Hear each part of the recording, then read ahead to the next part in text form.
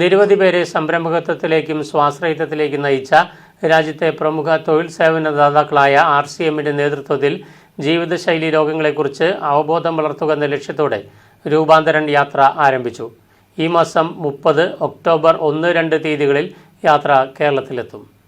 തൊഴിൽ അന്വേഷകരായ നിരവധി ആളുകളെ സംരംഭകത്വത്തിലേക്കും സ്വാശ്രയത്തിലേക്കും നയിച്ച് അവർക്ക് തൊഴിലിടം മാത്രമല്ല സേവനത്തിന്റെ പ്രത്യേകിച്ച് ആരോഗ്യ മേഖലയിലെ പ്രവർത്തനങ്ങൾക്ക് വഴി തുറന്നു നൽകിയ RCM പ്രവർത്തനത്തിന്റെ 25 വർഷം ആഘോഷിക്കുന്നതിന്റെ ഭാഗമായി 100 ദിവസത്തെ രാജ്യവ്യാപക രൂപാന്തരൻ യാത്രയാണ് ആരംഭിച്ചിരിക്കുന്നത്.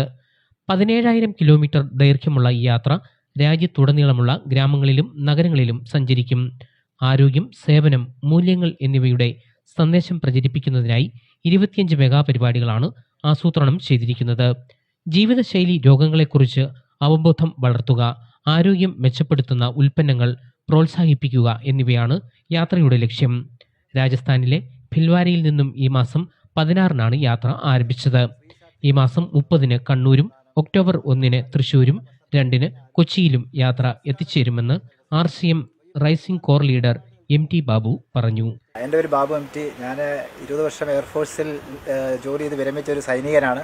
2007-ലാണ് RCM എന്നൊരു സംവിധാനത്തെ പറ്റി കേൾക്കാനിടയായത്. 2010-ലാണ് RCM എന്ന ഈ നന്മയിലേക്ക്